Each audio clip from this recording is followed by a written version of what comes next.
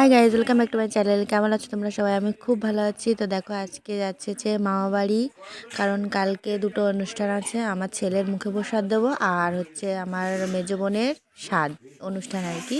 তো মুখে প্রসাদ দিয়ে নিয়ে একবারে যাব। তো যার জন্য আমি, মা, ঠাম্মা আর আমার বোন, আমার বাবা যাবে না আজকে, ওনারা কালকে যাবে সবাইকে নিয়ে।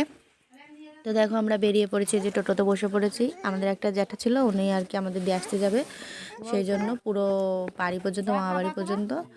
তো এই যে সেজন্য বেরিয়ে পড়েছি। এই যে আমার বোন টোন সবাই বসে পড়েছে টুকটুকিতে, আর বাবা এদিকে কথা বলছিল মার সঙ্গে। আর তারপরে বেরিয়ে এখানে আড়ংঘাটা, এখানটায় তোমার একটু দাঁড়িয়েছিল মিষ্টি কেনার জন্য, আর কী কী কেনাকাটা দরকার ছিল সেজন্য। এই যে একটা আমার ঠাম্মা আর ওই যে জ্যাঠা। তো আমরা সবাই বসেছিলাম, আমি যাইনি কারণ রোদ ছিল, ওর জন্য বেরোতে পারিনি। তো এই দেখো, মামাবাড়ি পৌঁছে গেছি। এটা হচ্ছে আমার মামাবাড়ি যাওয়ার রাস্তা। এই সাইডটা, এই ডান সাইডটা মামাবাড়ি, আর সামনের দিকটা তোমার একটা খাল। তো ওই দেখো, সবাই মাছ ধরছে বসে বসে। বৃষ্টির সময় খুব জল হয় তো এখানটায়, সেই জন্য। আর সাইডে পুকুর আছে, মাছও ভেসে আছে, সেই জন্য সবাই বসে আছে জাল ছিপ নিয়ে। তো এটা হচ্ছে আমার মামাবাড়ি।